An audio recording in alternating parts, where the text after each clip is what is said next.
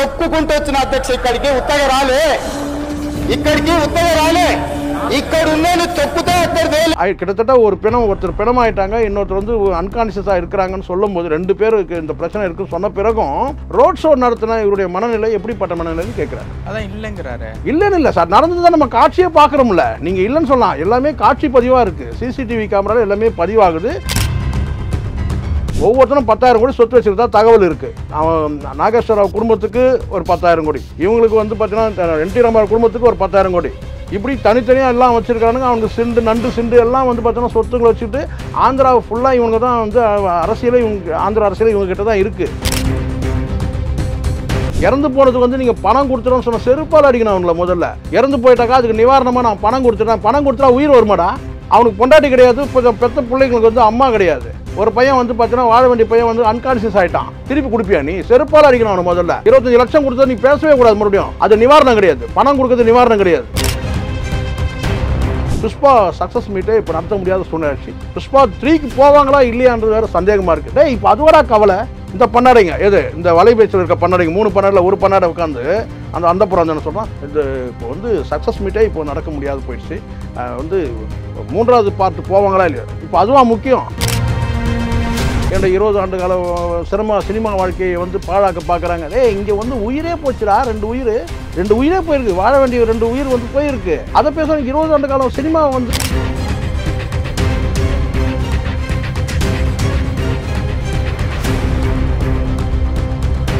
Real one நேயர்களுக்கு வணக்கம். இன்று நம்மளுடைய நேர்காணலுக்கு பத்திரிகையாளர் திரு ஷேகுவாரா அவர்கள் நினைச்சிருக்காங்க. சார் வணக்கம். சார் வணக்கம். சார் வணக்கம். எப்படி இருக்கீங்க? நலமா இருக்கா? தமிழ் அல்லு அர்ஜுனுடைய விஷயம் வந்து ஆந்திராவையே பரபரப்பாகிட்டு இருக்கு. அரசியல் உலகத்தையும் சரி, அல்லு இல்லைன்னு சொல்லுங்க, அந்த மாதிரியே சொல்லலாம். ஒரு பக்கம் சினிமா உலகத்தையும் சரி, இன்னொரு பக்கம் வந்து அரசியல் உலகத்தையும் சரி பெரிய லெவல்ல வந்து பேசப்பட்டுக்கிட்டு இருக்கு. இதுல முக்கியமான ஒரு கூட்டத்தொடரிலேயே அந்த தெலுங்கானாவினுடைய முதலமைச்சரான ரேவந்த் ரெட்டி அவர்கள் வந்து அல்லு அர்ஜுன் பத்தி பேசினதும், அதற்கு பதில் வந்து அல்லு அர்ஜுன் செய்தியாளர் சந்திப்பில் பேசினதும் இரு தரப்பினர்களுக்கிடையே வந்து டோலிவுட் சினிமாவை கடந்த 2 நாட்களாக பெரிய லெவலுக்கு வந்து இந்திய லெவலில் வந்து பேசப்பட்டுட்டு இருக்கு. இந்த விஷயத்தில் இருக்கக்கூடிய அந்த சாராம்சங்களை எப்படி பார்க்குறீங்க சார்? நமக்கு வந்து ஒரு நியாய பார்வை இருக்குது. நடந்து வர சம்பவங்களை நம்ம கோர்வையாக நம்ம பார்த்துக்கிட்டே வரோம், சரிங்களா? அதில் ரேவந்த் ரெட்டி அவர்களோட வந்து அந்த சட்டசபையில் பேசின அந்த பேச்சுக்கள் இருக்குல்ல, வார்த்தைகள் இருக்குல்ல, அதில் முழுசுமே வந்து பார்த்தீங்கன்னா உண்மை இருக்குன்றது வந்து ஒரு ஆதாரப்பூர்வமாக எடுத்து வைக்கிறார், ஒரு ஸ்டெப்பாக எடுத்து வைக்கிறார்ல. அவர் ரேவந்த் ரெட்டி அவர்கள் பேசுகிற அந்த பேச்சுக்கு இந்நேரம் வந்து அவர் சொன்னதில் ஏதாவது முரண் இருந்தால் அல்லது பொய் இருந்தால், புரட்டு ஏதாவது இருந்ததுன்னா இந்நேரம் இவர் ஒரு அறிக்கையை வெளியிட்டிருக்கலாம். யார் வெளியிட்டு அறிக்கை அதாவது என்ன அறிக்கை வருதுன்னு கேட்டிங்கன்னா, என் மீது களங்கம் சுமத்த பார்க்குறாங்க, என்னோட 20 ஆண்டு கால சினிமா வாழ்க்கையை வந்து பாழாக்க பார்க்குறாங்க. இங்கே வந்து உயிரே போச்சுடா, 2 உயிரே போயிருக்கு, வாழ வேண்டிய 2 உயிர் வந்து போயிருக்கு. அதை பேசுகிறாங்க. 20 ஆண்டு காலம் சினிமா வந்து, நான் அதை சொல்லலை தமிழ். நீங்கள் அவர் நடந்த சம்பவங்களை சட்டசபையில் ஒரு கேள்வி எழுப்பப்படுது. அந்த கேள்வி எழுப்பப்பட்டதுக்கு வந்து நாடு முழுவதும் மக்கள் தெரிஞ்சுக்கிட்டோன்றதுக்காக கூட அவர் வந்து இந்தியில் உரையாற்றிருக்கலாம். ஆனால் அதோடைய கோர்வையை நீங்கள் பார்க்கும்போது பார்த்தீங்கன்னா அதில் ஏதேனும் பொய்யோ அல்லது புரட்டோ இருந்ததுன்னா இவர் சொல்லலாம். இப்போ உதாரணத்துக்கு இப்படி எடுத்துங்க, நான் அவர் வந்து காவல்துறையில் அனுமதி கேட்கலன்னு சொல்கிறார். ஆமாம், நான் அனுமதி கேட்டேன்னு நீங்கள் சொல்லுங்கள். அல்லது அவர் இன்னொரு அடுத்த குற்றச்சாட்டு, ஏசிபி வந்து வான் பண்ணுறாங்க, அவரை வெளியில் வர சொல்லி வான் பண்ணுறாங்க, கூட்டம் கட்டுக்கடங்காத கூட்டம் இருக்குன்னு சொல்கிறாங்க, அதனால் வந்து பதிவு பெறாதவங்கலாம் டிக்கெட், அதாவது ரிசர்வேஷன் இல்லாதவங்கலாம் நிறைய பேர் வந்திருக்கிறாங்க, அதனால் இந்த கூட்டத்தை கட்டுக்கடங்காத கூட்டத்துக்கு நீங்கள் வெளியேறுங்கன்னு சொல்லுங்க, வெளியேறலன்னு சொல்கிறாரு. அதை நீங்கள் மறுக்கிறீங்களா? அதாண்டி டிசிபி வந்து அரெஸ்ட் பண்ண பிறகு தான் நான் வந்து நீங்கள் வெளியே வந்தீங்கன்னு சொல்கிறாரு, அதை நீங்கள் மறுக்கிறீங்களா? அதுக்கு பிறகு நீங்கள் வந்து அனுமதி இல்லாமல் ரோட் ஷோ நீங்கள் நடத்தணும்னு சொல்கிறாரு, அதை நீங்கள் மறுக்கிறீங்களா? இப்படி வந்து அவர் உச்சபட்சமாக ஒரு வார்த்தை வைக்கிறாரு. இப்படி ஒரு முதலமைச்சர் இருக்கிறாரா எனக்கு ரொம்ப ஆச்சரியமாக இருக்குது. இது வந்து நான் வந்து அரசியல் பார்வையில் அவர் வந்து பேசினார்லாம் நான் பார்க்கவே இல்லை. இன்னும் சொல்லணும்னா அவருக்கு ஒரு வேளை அரசியல் பார்வை இருக்குமானால் இதை கண்டுங்காணாமல் போயிருக்க முடியும், கடந்து போக முடியும் தாராளமாக. ஏன்னா இவர் பெரிய நடிகர், இவங்களால தான் நாளைக்கு வந்து பார்த்தீங்கன்னா நமக்கு தேர்தல் வரும்போது இவங்களுடைய தயவுலாம் நமக்கு தேவை. ஆமாம், பின்னாடி எல்லாமே பவன் கல்யாண் இருக்கார். இன்னும் ஆந்திரா அரசியல் வந்து இங்கே நான் மீண்டும் சொல்கிறேன் சார், இங்கே சினிமா வந்து இண்டஸ்ட்ரி தனியாக இருக்குது. தெலுங்கானா சினிமா இண்டஸ்ட்ரி இப்போ உருவாக்கி இருக்கிறாங்க. ஆனால் ஆந்திராவில் வெளியிடக்கூடிய படங்கள் தான் வந்து அங்கே ஒருங்கிணைந்த ஆந்திராவாக இருந்தபோது அங்கே வந்து ரிலீஸ் ஆகக்கூடிய படங்கள் தான் இங்கே ரிலீஸ் ஆகுது. இங்கே தனியான நடிகர்லாம் வந்து கிடையாது. ஏன்னா மொழி அடிப்படையில் ஆந்திராவில் என்ன படம் ரிலீஸ் ஆகுதோ அதை தான் வந்து நடிக்கிறாங்களோ அவங்களோட படங்கள் தான் இங்கே ரிலீஸ் ஆகுது. அந்த அடிப்படையில் தான் இவங்க படங்கள்லாம் அங்கே ரிலீஸ் ஆகிறது. முதல் ஷோ முதல் ஷோ இதெல்லாம் அனுமதிக்கப்படுது. அங்கே அவர் சொல்லக்கூடிய ஒரு விஷயம் என்னென்னு கேட்டிங்கன்னா, இங்கே வந்து 2 பிணங்கள் கிட்டத்தட்ட ஒரு பிணம் ஒருத்தர் பிணமாயிட்டாங்க, இன்னொருத்தர் வந்து அன்கான்ஷியஸாக இருக்கிறாங்கன்னு சொல்லும் போது 2 பேருக்கு இந்த பிரச்சனை இருக்குன்னு சொன்ன பிறகும் ரோட் ஷோ நடத்தின இவருடைய மனநிலை எப்படிப்பட்ட மனநிலைன்னு கேட்குறாரு. அதான் இல்லைங்கிறாரு. இல்லைன்னு இல்லை சார், நடந்தது தான் நம்ம காட்சியே பார்க்குறோம்ல. நீங்கள் இல்லைன்னு சொல்லலாம், எல்லாமே காட்சி பதிவாக இருக்குது. சிசிடிவி கேமராவில் எல்லாமே பதிவாகுது. இவருக்கு வந்து வார்னிங் கொடுத்ததில் எல்லாமே வந்து பார்த்தீங்கன்னா மெயில் அனுப்பப்பட்டிருக்கு. எல்லாமே ஆதாரங்கள் வந்து காட்டுறாருல. ஒரு சட்டசபையில் ஆதாரம் இல்லாமல் இப்படியான ஒரு பொய்யை சொல்ல முடியாது. பொய் தான், இந்நேரம் ஒரு நீதிமன்றத்துக்கு போயிட்டு இருக்கலாமே. அவர் சொன்னது அத்தனையும் முதலமைச்சர் வந்து ஒரு தீர்க்கமாக ஒரு பெரிய விளக்கமே கொடுக்குறாரு. அது வந்து சட்டசபையில் பதிவாகட்டும்ன்றதுக்காக பண்ணல. அவர் வந்து கேட்டால் பல பேர் நினைக்கிறாங்க, இவர் எவ்வளோ பெரிய ஸ்டாருங்க, இவருக்காக வந்து ஒரு தனி நீதிமன்றம் ஸ்பெஷலாக ஒரு நீதிமன்றமே வந்து பார்த்தீங்கன்னா இவருக்கு வந்து ஜாமீன் கொடுக்குது அப்படின்னாலும் கூட அவர் பார்க்கவே இல்லை. அவர் வந்து சட்டத்துக்கு முன்னாடி சட்டப்பூர்வமான நடவடிக்கையை தான் அவர் எடுக்கிறாரு தவிர, எனக்கு வந்து இதில் வந்து அரசியல் இருக்கிற மாதிரி, ஒருவேளை இதில் அரசியல் இருந்தால் கூட நீங்கள் கடந்த காலத்தில் நீங்கள் பார்க்கலாம். நாகேஸ்வர ராவ் வந்து பார்த்தீங்கன்னா வந்து இவங்க குடும்பமாக கிடையாது. இப்போ தனித்தனியாக அங்கே குடும்பங்கள் இருக்குது சார். அவன் 10,000 கோடி சொத்து வச்சுருக்கிறானுங்க அங்கே ஃபுல்லாகவே. அதுதான் ஒன்று, அது வேணும் கம்மியாக இருக்கலாம், அது வேறு கம்மியாகிட்டுன்னு சொல்லி அவனுக்கு கேச போடுவானுங்க. ஒவ்வொருத்தரும் 10,000 கோடி சொத்து வச்சுருந்தா தகவல் இருக்குது சரிங்களா.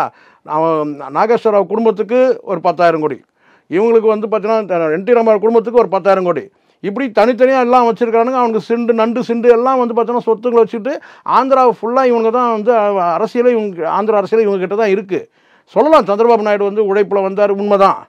ஆனால் அங்கே வந்து பார்த்தீங்கன்னா சினிமா உலகத்தோட ஆதிக்கம் வந்து ஜாஸ்தியாக இருக்குது. அந்த ஆதிக்கம் வந்து இங்கே வந்து தெலுங்கானா மாநிலத்தில் போகும்போது அந்த ஆதிக்கத்தோட நல்ல விளைவுகள் ஏற்பட்டால் பிரச்சனையே இல்லை.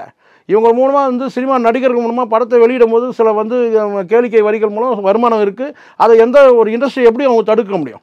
அது நிச்சயமாக அது வந்து அதை யாரும் வந்து பார்த்தீங்கன்னா அந்த வருமானத்தை தடுத்துக்க மாட்டாங்க. ஆனால் அதே சமயத்தில் அங்கே 2 உயிர்கள் போகுது, அங்கே வந்து பார்த்தீங்கன்னா பாதுகாப்புக்கு ஒரு அச்சுறுத்தல் ஏற்படுதுன்னு போது கேட்டால் சட்டத்தை மதிக்காத ஒரு நபர் வந்து அத்துமீறார் போது அதை எப்படி வேடிக்கை பார்க்க முடியும்? இதில் அல்லு அர்ஜுன் அவர்கள் சொல்கிற ஒரு விஷயம் வந்து 21 வருஷம் சேர்த்து வச்ச புகழும் மரியாதையும் ஒன் டே நைட்டில் காலியாயிருச்சு.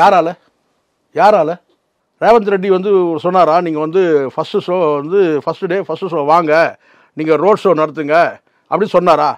அங்கே உங்களுக்கு 2 உயிர்கள் போயாச்சு. அதாவது கேட்டால் அங்கே வந்து ஒரு உயிர் போயிருக்கு, இன்னொரு உயிர் ஊசலாடுது. நான் வந்து பார்த்தீங்கன்னா இங்கே வந்து தள்ளுமுள்ளு நடக்குது, ரொம்ப வந்து சட்ட ஒழுங்கு பிரச்சனை இருக்குதுன்னு வந்து உங்களுக்கு அறிவுறுத்தின பிறகு அப்போது நீங்கள் வந்து பார்த்தீங்கன்னா அங்கே 3 மணி நேரம் அங்கே படம் உட்காந்து பார்த்துருக்கீங்கன்னா அப்போ அங்கே இருக்கிற மக்களுடைய அந்த கொண்டாட்டத்தையும் ஆரவாரத்தையும் நீங்கள் ரசிக்கிறீங்க தானே. அப்போ எந்த மாதிரியான மனநிலை உங்களுக்கு?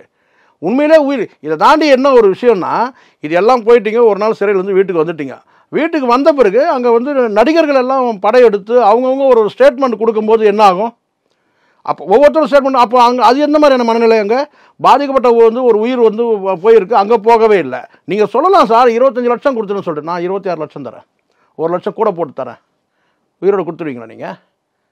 சொல்லுங்கள். அந்த மாநில முதலமைச்சர் என்ன சொல்கிறாரு, நான் வந்து நீங்கள் உயிரோடு கொடுங்க, நீங்கள் 25, நான் 50 லட்சம் தரேன், உயிரோடு கொடுத்துருவீங்களா நீங்கள்?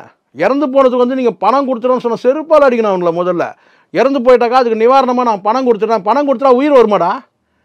அவனுக்கு பொண்டாட்டி கிடையாது, இப்போ பெற்ற பிள்ளைங்களுக்கு வந்து அம்மா கிடையாது. ஒரு பையன் வந்து பார்த்தீங்கன்னா வாழ வேண்டிய பையன் வந்து அன்கான்ஷியஸ் ஆகிட்டான், திருப்பி கொடுப்பியா நீ? செருப்பால் அடிக்கணும் அவனை. முதல்ல 25 லட்சம் கொடுத்தா நீ பேசவே கூடாது மறுபடியும். அது நிவாரணம் கிடையாது, பணம் கொடுக்கறது நிவாரணம் கிடையாது. இது வந்து நீங்கள் வந்து ஒரு தற்கொலைத்தனமாக நீங்கள் நடந்துப்ப. நீங்கள் இப்போ அடுத்து இன்னொரு ஷோவுக்கு போகும்போது, ரோட் ஷோக்கு போகும்போது ஒரு 10 உயிருக்கு சேர்த்து பணம் கொடுத்துருவியா? 25 லட்சம் நான் கேட்குறேன். என்ன பேச்சு இது? தப்பான நடவடிக்கை. இந்த பணம் கொடுத்துட்டு நிவாரணம் எல்லா பைத்தியும் சொல்லிட்டு இருக்கிறான் இங்கே உட்காந்துட்டு. இந்த வலை பேச்சில் கூட ஒருத்தன் உட்காந்து அந்த புறம் வந்து சொல்லிட்டு அவர் உடனே 25 லட்சம் அறிவிச்சாரு, அவர் இதை பண்ணிட்டாரு. அங்கே வந்து பார்த்தீங்கன்னா வந்து காவல்துறை அதிகாரிகள் வந்து பார்த்தீங்கன்னா வந்து முதலமைச்சர் வந்து இதை அரசியலாக பார்க்குறாரு. அறிவு இருக்காரா உங்களுக்கு? வயிற்று சோறு தான்றீங்களா, வேறு எதுவும் தின்றீங்களா நீங்கள்? அங்கே உணர்வுபூர்வமான பேச்சு முதலமைச்சர். இப்படி ஒரு முதலமைச்சர் இருக்கிறாருன்னு சந்தோஷம் பண்ண. முதல்ல எந்த முதலமைச்சரும் இப்படி இருக்க மாட்டாங்க. அவர் வெளிப்படையாக ஒரு ஸ்டெப்பும் சொல்கிறாரு, இது நடந்திருக்குன்னு சொல்கிறாரு. உனக்கு நான் கை போயிடுச்சா கால் போயிடுச்சா? ஒரு நாள் ஜெயிலில் தானே இருந்தேன், நீங்கள் கேட்டால் உன்னை பார்க்கறதுக்கு அத்தனை பேர் போனாங்க, அந்த பிள்ளைய போய் பார்க்கறதுக்கு போனாங்களான்னு கேட்குறாரு. எவனா சொல்லணுமா இல்லையா? நான் போய் பார்த்தேன்னு சொல்லணுமா இல்லையா? நான் 20 வருஷத்தில் என் பேர் ஒரு நாள் தலைகாட்சி. யார் தான் காரணம் அதுக்கு? நீ தானே காரணம் அதுக்கு. ஒரு படம் வந்து நீங்கள் படம் எடுக்கிறீங்கன்னு சொன்னால் இப்போ எல்லாரும் பேசிட்டு இருக்கிறோம். அதுன்னு கேட்டோம், அதுவும் இங்கே இருக்கிறவங்க பேசுகிறானுங்க பாரு. அதுதான் ரொம்ப இது என்னென்னா, அவர் வந்து இப்போது சக்ஸஸ் மீட்லேயே கலந்துட்டே. இப்போ அதுவரா முக்கியம். புஷ்பா சக்ஸஸ் மீட்டே இப்போ நடத்த முடியாத சூழ்நிலை. புஷ்பா 3க்கு போவாங்களா இல்லையான்றது வேறு சந்தேகமாக இருக்குது. இப்போ அதுவரா கவலை.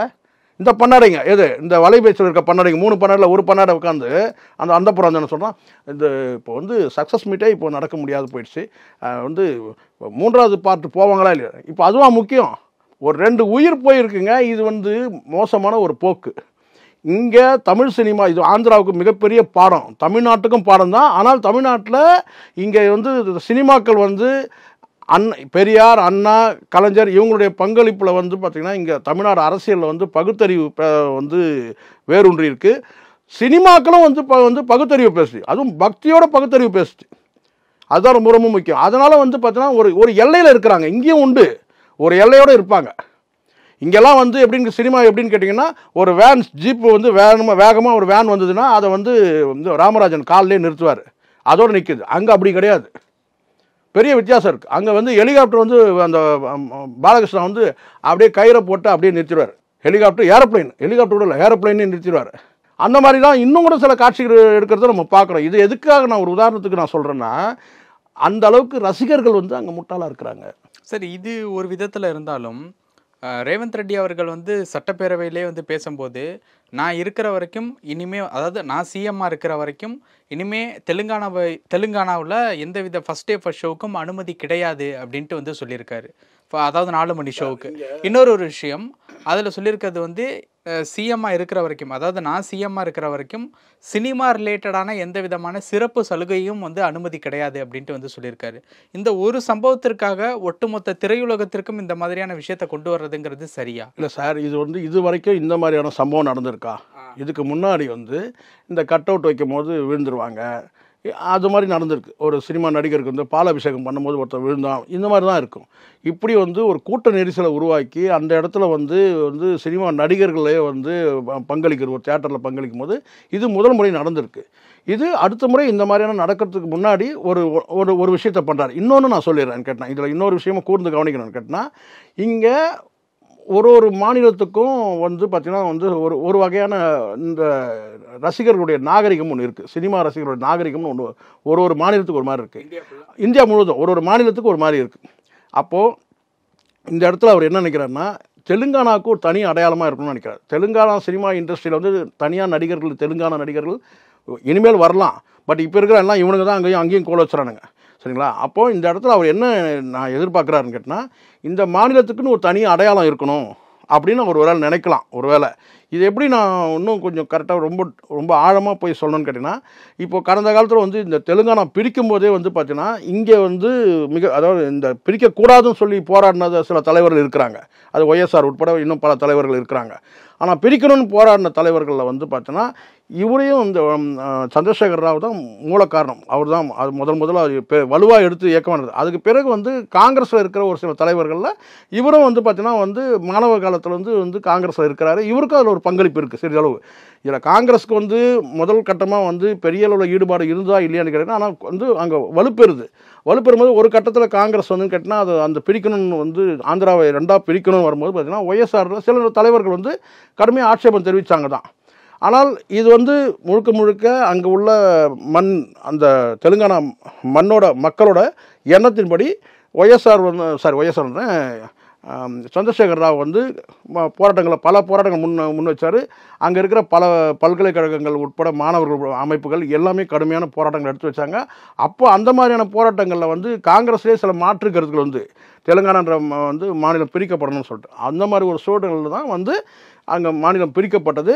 அதில் ஒரு பங்களிப்பு இவங்களுக்கு இருக்குது. அப்படின்னு கேட்டால் அந்த மண்ணுக்கு, தெலுங்கானா மண்ணுக்குன்னு சொல்லிட்டு வந்து பார்த்தீங்கன்னா மக்களை வந்து பண்படுத்துகிற நடவடிக்கைகளை இதுவும் ஒன்றா இருக்கலாம். நான் சொல்கிறது எதுவும் இந்த ரசிகர்களை வந்து ஒரு என்ன சொன்ன ஒரு முட்டாள் கூட்டமாக இல்லாமல் ஒரு தெளிவான மக்களாக மாற்றக்கூடிய சக்தி. எப்படி இன்றைக்கி வந்து இங்கே பெரியார், அண்ணா, கலைஞர் இவங்கெல்லாம் வந்து சினிமாவில் வந்து இருந்து வந்தால் கூட அந்த சினிமாவிலையும் வந்து மூலமாக பகுத்தறிவு சொல்லும் போது அங்கே மக்கள் ஓரளவுக்கு தெரியும். நான் ஃபுல்லாக சொல்லவே இல்லை, ஓரளவு மக்கள் வந்து சினிமாவின் மூலமாக வந்து பார்த்தீங்கன்னா வந்து அரசியல் இயக்கத்தை வளர்க்கும் போது கேட்டால் ஒரு பகுத்தறிவுள்ள மக்களாக இருந்தது உண்மை. இது வந்து ஒரு சில காரணங்களில் இப்போ வந்து எம்ஜிஆர் வந்து அங்கே வந்து திராவிட இயக்கத்தில் தான் வந்தார். அப்போ அவர் வந்து நடிகர்னா அவர் கூட்டம் என்னன்னு கேட்டால் அவருக்குள்ள ரசிகர்கள் வேறு, இன்றைக்கி உள்ள ரசிகர்கள் வேறு மாதிரி ஆயிட்டாங்க காலப்போக்கில், சரிங்களா? இப்போ ரஜினிக்கு உள்ள ரசிகர்கள் வேறு மாதிரி, இப்போ அடுத்தடுத்து வரக்கூடிய விஜய்க்கு, அஜித்துக்கு இவங்கெல்லாம் வந்து பார்த்தீங்கன்னா அஜித்தே கடவுளேன்னு சொல்கிறாங்களா இல்லையா? ஸோ அதனால் வந்து கேட்டால் வெவ்வேறு காலங்களில் மாறுது. ஆனால் தொடர்ச்சியாக வந்து பார்த்திங்கன்னா இங்கே வந்து சினிமாவில் இருக்கிறவங்க தான் ஆண்டு இருக்காங்கன்னு கேட்டால் அது இல்லை. கலைஞர் வந்து சினிமாவில் இருந்தார், ஆனால் முழு நேர சினிமாவில் இருந்தார். சினிமா மூலமாக அரசியல் கட்சி இயக்கத்தை வளர்க்கறதுக்கு இருந்தார். ஆனால் ஒரு கதை வசனம் எடுத்தாவா வந்து கேட்டால் அவ்வப்போது அவருடைய என்ன சொன்ன அவருடைய பங்களிப்பு கொடுப்பாரு தவிர முழு நேரமாக வந்து சினிமாவிலே இல்லவே இல்லை. முழு நேரம் சினிமாவில் கிடையாது, கலைஞர் கிடையவே கிடையாது. இப்போ மு.க. ஸ்டாலின் முழு நேரமாக இருக்கிறாரா வந்து சினிமாவில் கிடையாது. ஒரு படத்தில் நடிச்சிருக்கா சினிமா குடும்பத்துலேருந்து வந்தாங்க, கரெக்ட், உண்மை தான். சினிமாவிலேருந்து அங்களும் எப்போ ஒரு முறை வந்து பார்த்தீங்கன்னா ஒரு பங்களிப்பு இருக்காங்க. அப்படி தான் நம்ம தொடர்ச்சியாக பார்த்துட்டு வரணும். ஆனால் முழுக்க முழுக்க சினிமாவிலேயே வந்து 24 சினிமாவிலேயும் நடிச்சுக்கிட்டு அரசியலையும் இருக்கணுன்ற அந்த ஆர்வத்தில் யாரும் கிடையாது. அதே சமயத்தில் சினிமாவில் இருக்கிற நபர்கள் வந்து இங்கே வந்து அதுதான் ஒரு பெரிய வித்தியாசம். சினிமாவில் இருக்கக்கூடிய மிகப்பெரிய நடிகர்கள் அல்லது ஜாம்பவான்கள் அரசியல் வந்து இயக்குறாங்களா அப்படின்னு கேட்டால் அது கிடையவே கிடையாது. அதுதான் ரொம்ப முக்கியமானது. திமுகவில் வந்து நீங்கள் வந்து அண்ணா வந்திருக்கலாம், சினிமாவிலேருந்து வந்திருக்கலாம், கலைஞர் கூட வந்தாருன்னு கூட சொல்லலாம், எல்லாருமே வந்தாங்க, ஒரு பங்களிப்பு கூட வந்தால் கூட. ஆனால் சினிமாவில் இருக்கிற நடிகர்கள் எல்லாம் சேர்ந்து ஒரு வந்து ஒரு அரசாங்கத்தை வந்து நிர்ணயிக்கிறாங்கன்னு கேட்டால் அது இங்கே கிடையாது. அது ஆந்திராவில் உண்டு, கர்நாடகாவில் கூட உண்டு. அவங்க நினச்சாங்கன்னா ஆட்டி படைப்பாங்க, அப்படி தான் நினச்சாங்க. ஆனால் அதை வந்து அதனால தான் அவர் சொல்கிறாரு வந்து ரேவந்த் ரெட்டி என்னன்னு கேட்டால், நான் வந்து அரசியல் எதிர்காலத்தை பற்றியெல்லாம் நான் யோசிக்கவே இல்லை. நாளைக்கே இவங்க கூட பெரிய பிரச்சாரம் பண்ணலாம், பல ஆயிரம் கோடிகளை செலவிட்டு கூட பார்த்தீங்கன்னா இந்த ரேவந்த் ரெட்டியை தோக்கடிக்க முடியும் தான். ஏன்னா இவங்கெல்லாம் மிகப்பெரிய ஜாம்பவான்கள். இல்லைனா இரவா அவங்களுக்காக வந்து ஒரு நீதிமன்றம் கூடுதில்லை ஜாமீனில் விடுறதுக்கு. அப்போ மிகப்பெரிய வந்து பல ஆயிரம் கோடிகளை வச்சுட்டு இருக்கிறவனுங்க எல்லாரும் ஒன்றா செஞ்சலாம். நேற்று சந்திரபாபு இவர் நாகேஸ்வரராவுடைய 300 கோடி ரூபாய் அந்த ஆடிட்டோரியம் புறம்போக்கு பில்டிங்கில் கட்டியிருந்தான்னு சொல்லிட்டு இதே ரேவந்த் ரெட்டி இடித்து தள்ளிட்டாரு. அப்போ இதெல்லாம் வந்து இருக்கும்போது எல்லாரும் ஒன்று சேர்ந்து கூட நாளைக்கு வந்து ஆட்சிக்கே கூட வந்து எதிராக இருக்கலாம். ஏன் இதிலேயே கூட வந்து பார்த்தீங்கன்னா ராகுல் காந்தி வரைக்கும் கூட அழுத்தம் கொடுத்துருக்கலாம். ஆனால் அவர் அதை பார்க்கவே இல்லை. முதலமைச்சர் ரேவந்த் ரெட்டி மிக சரியாக செயல்பட்டு இருக்கிறாருன்றது தான் என்னுடைய பார்வை. அல்லு அர்ஜுன் சரியாக செயல்படல. அல்லு அர்ஜுன்கிட்ட தான் தவறு இருக்குன்ற நான் தொடர் நடவடிக்கை சட்ட நடவடிக்கை எதிர்க்கணும். ஆனால் வந்து பார்த்தீங்கன்னா நீலிக்கண்ணி வடிக்க கூடாதுல்ல. ஐயோ நான் 21 வருஷம் நான் வந்து பேரும் புகழும் பெற்றேன், அந்த பேரும் புகழும் இருக்க தானே செய்யுது. அதாண்டி இங்கே வந்து பார்த்தீங்கன்னா கல் விடுறாங்க, அது விடுறாங்க, இதெல்லாம் முதலமைச்சர் செஞ்சுட்டு இருக்க மாட்டாங்க. இதெல்லாம் தன்னெழுச்சியாக நடக்கூடிய அவங்களுடைய ஆட்கள் தான் அப்படிங்கிற மாதிரி. அது எப்படி சார் அந்த மாதிரி பண்ண முடியும்? சட்டம் ஒழுங்காக அவங்க கையில் வச்சிருக்கிறாங்க, அதெல்லாம் வந்து விசாரணையில் தெரிய வந்துடாதா? இதெல்லாம் மக்களை தன்னெழுச்சியாக வந்து வரக்கூடிய விஷயங்கள். இதெல்லாம் பாதிக்கப்பட்ட மக்கள் இருந்து இல்லை வந்து பார்த்தீங்கன்னா மாற்றம். அதுதான் நான் சொல்கிறேன்ல, ஒரு மண்ணுக்கும் ஒரு வந்து ஒரு இங்கே இருக்கிற காலேஜ் இருக்குது, அத்தனை காலேஜுக்கும் வந்து ஒன்று கேட்டால் இங்கே பச்சை பாஸ் காலேஜ்னா அவங்க வந்து மாணவர்களுக்குள்ள தட்பவெப்பம் வேறு, அதே வேறு ஒரு வந்து பார்த்தீங்கன்னா வந்து ஒரு ஆர்ட்ஸ் காலேஜ்னா அங்கே உள்ள தட்பவெப்பம் வேறு. நான் சொல்கிறேன் அந்த மாதிரி அந்த யூனிவர்சிட்டியில் உஸ்மானியா யூனிவர்சிட்டியில் இருக்கிற அந்த பாரம்பரியமாக வரக்கூடிய மாணவர்கிட்ட ஒரு புரட்சிகரமான ஒரு சிந்தனை உள்ளவங்களாக இருப்பாங்க. அப்போன்னு கேட்டால் அந்த சினிமா மூலமாக 2 உயிர் போயிடுச்சுன்னு சொல்லி கூட பண்ணிடலாம். இது வந்து ஒரு பாடம், எல்லா நடிகர்களுக்கும் ஒரு பாடம், எல்லா மாநிலத்தில் உள்ள நடிகர்களுக்கும் ஒரு பாடம். இந்தியா முழுவதும் வந்து பார்த்தீங்கன்னா முதல்ல இந்த ரசிகர் முதல்ல வந்து இங்கே ஒரு காட்சியை பார்த்தேன், காலையில் கூட பார்த்தேன். அதெல்லாம் எப்படி தான் அந்த வெப் சீரியல்லாம் அனுமதிக்கிறாங்கன்றது தெரில, இது எங்கே போய் நிற்குன்னு தெரில. ஒரு போலீஸ்காரரை வந்து பார்த்தீங்கன்னா வந்து இந்த படத்தில் வர மாதிரி, ரேணிகுண்டா படத்தில் வர மாதிரி சின்ன சின்ன பசங்கள்லாம் வந்து அவங்களாவது கொஞ்சம் வளர்ந்த பசங்களாக இருந்தானுங்க. சின்ன பசங்கள்லாம் போயிட்டு வந்து கத்தியில் குத்துற மாதிரி காட்சி. அதுக்கப்புறம் அந்த கேஜிஎஃப் படத்தில் வந்து பார்த்தீங்கன்னா ஒரு போலீஸ்காரனுடைய வந்து பார்த்தீங்கன்னா மண்டையில் போய் பாட்டில் அடித்து உடைக்கிற மாதிரி காட்சி. இதெல்லாம் எங்கே போய் நிற்கும்? அதுவும் இந்த காட்சி வெப்சீரியில் பார்த்து ரொம்ப கொடூரமான காட்சி. ஒரு போலீஸ்காரன் வந்து பார்த்தீங்கன்னா காலில் ஒரு பையன் கிழிக்கிறான், கையில் ஒரு பையன், எல்லாம் சின்ன பசங்க வந்து பண்ணுற மாதிரி. இந்த மாதிரியான வன்முறை காட்சிகள்லாம் வந்ததுன்னா இது எங்கே போய் நிற்கும்? இதுக்கு ஏதாவது மிகப்பெரிய ஒரு இது பண்ண. நான் கூட சினிமாவாக இருக்குமோன்னு நினச்சேன். அப்புறம் பார்த்தீங்கன்னா ஒரு வெப் சீரியல் அது பார்க்கவே இதுவாக இருந்தது. ஒரு போலீஸ்கார் எவ்வளோ கொடூரமான போலீஸ்கார் இருந்தாலும் ஒரு யூனிஃபார்மில் இருக்க போலீஸ் வந்து சின்ன பசங்க எல்லாமே குட்டி பசங்க, ஒரு 10 வயசு ஒரு 12 வயசு பசங்க வந்து பார்த்தீங்கன்னா வந்து அவன் வந்து வீழ்த்துற மாதிரி ஒரு காட்சி, கத்தியால் வெட்டி. இதெல்லாம் எங்கே போய் நிற்கும் இப்படி இருந்தால்? ஏற்கனவே இங்கே இப்போ வந்து வாத்தியார்கிட்ட வந்து குச்சியை பிடிங்கிட்டோம் நம்ம, சரிங்களா? எந்த வாத்தியாரும் இப்போ குச்சியோட போகிறதே கிடையாது. வெறும் பேனாவோட போகிறாங்க, இல்லை சாக்கு பீஸோட போகிறாங்க, அவ்வளோதான். எதுக்கு நமக்கு வம்புன்ற மாதிரி தான் ஆயிடுச்சு. அந்த மாதிரி ஆகிடுச்சு. அந்த மாதிரி இருக்கும்போது கேட்டால் இப்போ போலீஸ்காரங்களும் இந்த மாதிரியான வந்து பார்த்தீங்கன்னா அவங்கள வந்து கொச்சப்படுத்துகிற மாதிரி, அசிங்கப்படுத்துகிற மாதிரி, நீ எவ்வளோ பெரிய நடிகனாக இருந்துக்கணும், நாங்கள் போலீஸ் வந்து சொல்கிறாங்க, இன்ஃபார்ம் பண்ணுறாங்கல்ல, இங்கே மாதிரி பிரச்சனைகள் சொல்லிட்டு அவங்க அந்த பணத்தை முறை காட்டியிருக்காங்க. நிறைய விஷயங்கள் சொன்னீங்க. நேரத்துக்கு ரொம்ப நன்றி. நன்றி சார்.